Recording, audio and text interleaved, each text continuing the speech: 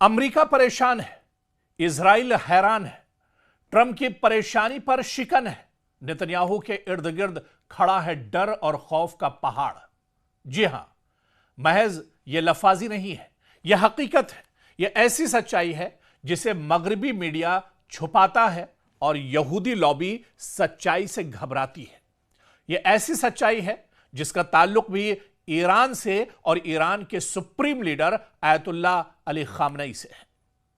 आखिर अमेरिका और इजराइल के इस डर के पीछे कौन है?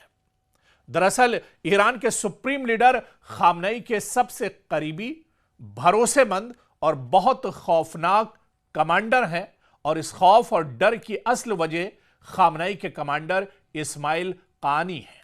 ट्रंप और नेतन्याहू की परेशानी की असल वजह है कमांडर इस्माइल। सिर्फ एक ये नाम नहीं है बल्कि तबाही है कमांडर इस्माइल।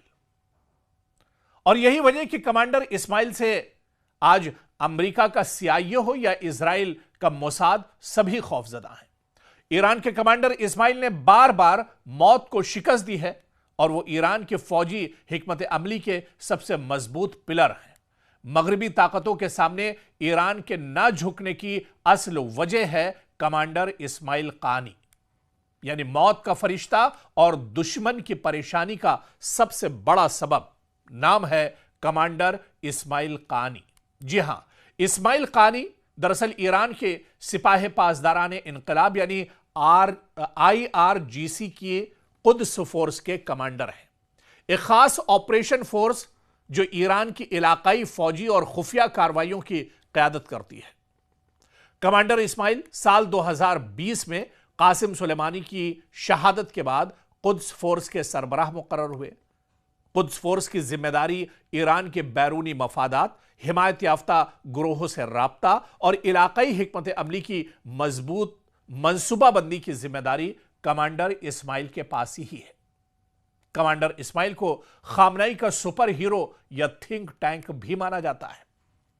साल 2025 में इजरायली फजाई हमलों के दौरान कानी के बारे में कई बार अफवाहें गर्दिश हुई कि वो शहीद हो गए हैं, उन्हें मार दिया गया है, लेकिन बाद में उनकी शहादत की खबर महज अफवाह साबित हुई। वो आज भी जिंदा है और अमेरिका और इजराइल के लिए सबसे बड़ा दर्दसर बने हुए हैं। और यही वजह है कि चाहे वो इजराइल का मोसाद हो या फिर CIA, सभी कमांडर इस्माइल कानी से खौफजदा हैं और वो इनके मरने की, इनकी शहादत की एक तरह से दुआएं करते हैं। ईरान का वो कमांडर यानी कमांडर इस्माइल कानी एक मोतबर फौजी रहनुमा है जिसे मगरिब की ताकतें डरी रहती हैं। इनके हिकमत अमली की वजह से ईरान ने सरकार और इंतजामिया के खिलाफ उठे हर प्रोपेगंडे को शिकस्त दी है। वो कुद्स फोर्स के कमांडर भी हैं और उनका ईरान की फौजी ताकत में, ईरान के फौजी हर मसले में बहुत बड़ा किरदार हमेशा से रहा है।